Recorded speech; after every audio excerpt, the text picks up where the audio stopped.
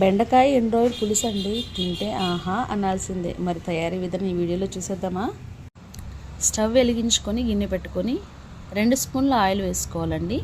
Oil వేడయ్యాక శుభ్రంగా కడిగి పెట్టుకున్న రొయ్యలు వేసి వేయించుకోవాలి. అందులోనే పొడవుగా కట్ చేసి పెట్టుకున్న ఉల్లిపాయ, 2 పచ్చిమిర్చి చీలికలు వేసి వాటిని కూడా వేయించుకోవాలి.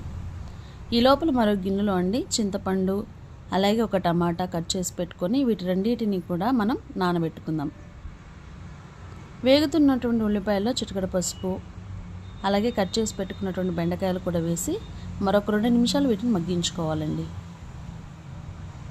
మగ్గిన బెండకాయల్లో రుచికి సరిపడినటువంటి ఉప్పు, అలాగే 2 స్పూన్ల కారం వేసి మరొకసారి మూత పెట్టి ఉడికించుకోవాలి. కారం పచ్చివాసన పోయిన తర్వాత ఇందులో నానబెట్టుకున్న చింతపండు, టమాటా రసం పోసుకోవాలండి.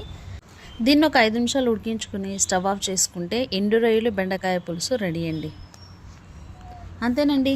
ఈ వీడియో కనుక మీకు నచ్చినట్లయితే సబ్స్క్రైబ్ చేసుకోండి, లైక్ చేయండి, కామెంట్ చేయండి. మళ్ళీ ఒక మంచి వీడియోతో మీ ముందుకు వస్తాం. బాయ్.